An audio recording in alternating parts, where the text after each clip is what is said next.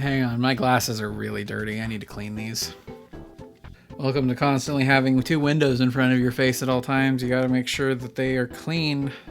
So, I mentioned over Christmas, April got me an Ein Thor for Christmas, and so one of the first games that I booted up on it, just to see how it would behave, was actually the 3DS remake of Ocarina of Time. It reminded me how much I loved that game, and it reminded me how much I loved the Zelda series as a whole. So one of my goals through 2026, I want to replay the entire Zelda series if I can, or at the very least, as much of it as possible. And so what I thought would be good would be, after I finish each one, to come on here to give a little sort of like mini review of each one as I finish them. And so that's what we're starting here today. I want to talk a little bit about the adventure that started it all, the Hyrule Fantasy, The Legend of Zelda.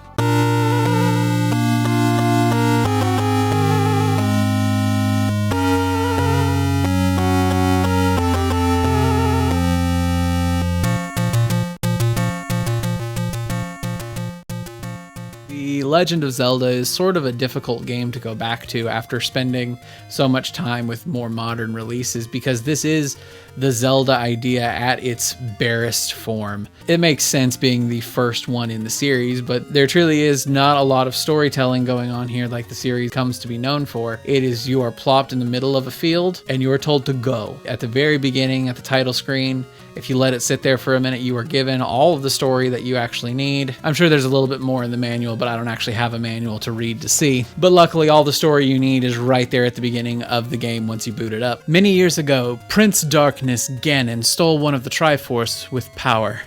Princess Zelda had one of the Triforce with wisdom. She divided it into 8 units to hide it from Ganon before she was captured.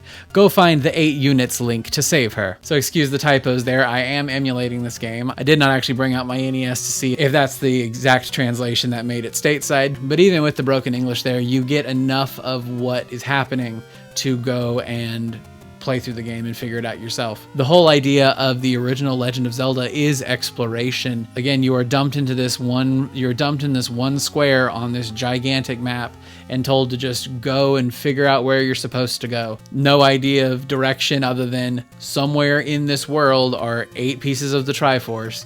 Go find them so you can fight Ganon. And that's an element of this series that kind of got lost over the years, especially when they started introducing more and more storytelling elements into the games. It's harder to have a more cohesive story when you're allowed to just go wherever you want to go. They really didn't get that element of it figured out until very recently with the releases of Breath of the Wild and Tears of the Kingdom, where the story progression and the game progression aren't really linked as much as they are in a lot of the games that came between the first game and the most recent ones. It's difficult to go back to a game like this because there are a lot of the core elements that makes Zelda were at the very most in their infancy here, or some of them not even present. The combat in a game like this, while good for what it is, it's very different from what we're used to nowadays, even in modern 2D Zeldas like the Link's Awakening remake and Echoes of Wisdom and Link Between Worlds and all of that. In those games where Link, whenever he swings his sword, has a sweeping motion in front of him, so long as the enemy is sort of in the vicinity of in front of you, you're gonna hit it and do damage and be able to get it off of you. Whereas in this game, there is no sweep. It is a single stab out directly in front of you. So if something's coming up on your side, it's got a chance to get you. The combat in this is just clunkier than the more modern games, but that is kind of to be expected because this was the first in the series. It was the first one to do stuff like this. They didn't really know what worked yet because they hadn't done it yet. And that doesn't mean that the combat is bad, it just is different. One of the things I really appreciated about combat in this was actually the movement of Link. Yes, he's locked to up, down, left, and right movements, but because it's an NES game, he turns on a dime, and if you are going one direction, you need to immediately go somewhere else. As long as you can get the button input in, he turns and he moves and he gets out of the way. I remember playing these games as a kid and really struggling with fighting like the Dark Nuts in the later dungeons. I was just learning games at the time and didn't really have a good grasp on the twitchy thumb movements needed to move into place, stab, and get out of the way really quickly, because those are difficult creatures because you can only hit them from the side or the back. If you hit them front on, they're going to block your attack. Having to dance around them to be able to slice them from the side was a lot harder as a kid, and something that I've got a better better handle on now. And the rooms that were filled with the dark nuts were some of the most fun encounters in the game because they were so difficult. And that's what makes the combat in this game a lot of fun, is the challenge of it, because it is difficult, but it doesn't feel cheap. And that's an important thing that makes combat in any game fun, but specifically in a game like Zelda, where combat is one of the most important elements of it. Speaking on difficulty, this game's hard. There's no ifs, ands, or buts about it. The NES Zelda games are hard, and this one is definitely difficult. I played this game a bunch growing up. I haven't played it in the better part of a decade, but I still had some knowledge going into this, having played it growing up, and it's still really hard. I would say it really didn't start kicking my butt until probably Dungeon 6, but once the difficulty kicked up, oh boy. I would say about the time where they introduced the whiz robes into the game is where things really start to pick up on the difficulty meter, because those things hit so dang hard. Like, if you don't have the blue ring, I think the red Wizrobe's Magic Blast takes like 4 hearts. And that's ridiculous. That was the point in the game where I had to stop, go grind up some money so I could go buy the blue ring and get my better shield. And I also had to go find a bunch of the loose heart containers around the world. This game was kind of known for being a little obtuse when it comes to the secrets in the game. Granted, none of the secrets are required to be able to finish the game, but there are plenty of secrets in the game that give you either money or potions or heart containers that there's no tells in the overworld where they actually are. There have always been complaints about this game, you having to you have to bomb every wall and burn every bush, and I understand the complaints if you are going for 100%. Luckily, you don't need any of these secrets to 100% the game, but they do make it significantly easier, especially if you want the best sword upgrade. The way the sword upgrades work, there are 2 of them in places on the map, and you have to have a certain number of heart containers to get each one.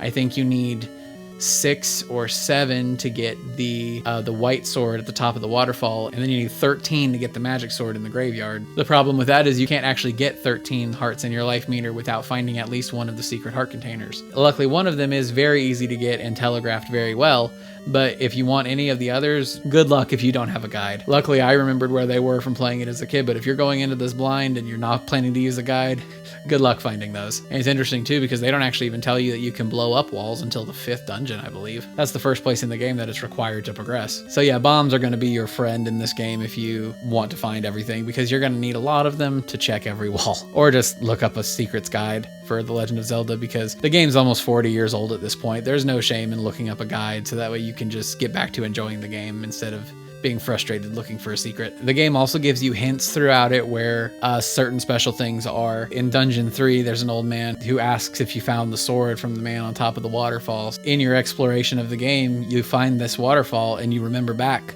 to the guy saying that there's a secret on top of the waterfall, so you go up and you find the old man who gives you the sword. And that's just really cool. I know a lot of these hints kind of got lost in translation. I don't remember what any of the Japanese hints were, but I do remember hearing that those were a bit more direct than the English ones are. But the ones that are like definitely required knowledge, they're a bit more direct. Like the waterfall one, the old lady who tells you the secret to the woods, the old man telling you to use bombs to fight the Dodongos, and he used the whistle to fight the Digdogger. All of the ones that are like necessary knowledge, they aren't near as cryptic as some of the others are.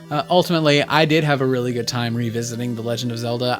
It is definitely as hard as I remember it being, although I think I'm just more capable now as a gamer than I was as a kid, so I managed to get through the game. I can't say I got through the game unscathed, but I got through it without getting maimed at least. If the counter on the save file is deaths, which I think it is, I was about 26 deaths, I think, finishing the game, and according to Emulation Station, I've put about 6.2 hours into the game. I think that's pretty good for a run through the first Zelda game, and not too bad to have the first one done. I finished it last night, so that was on the 8th, so 8 days in, I've already got the first Zelda game done. It's pretty good, and this has just gotten me excited to explore the rest of the series, which I'm going to start doing soon. But that's my opinions. What about you guys? Have you played the original Zelda? What do you think of it? Have you played some of the Zelda series and haven't gone to this one yet? What's your anticipation of it, or what has kept you from going back and trying this one? Let me know down in the comments below. I'd love to hear from you. But I think that's going to be it for me for this one. Thank you guys so much for watching, and join me in the next Zelda review video when we're going to be talking about the black sheep of the series, Zelda 2, The Adventures of Link. If you liked this video, make sure to hit that like button, and if you like what I do here, then hit subscribe, because that does help me out a lot. I want to thank you guys so much for watching, and I will see you in the next one. Have a good one, y'all.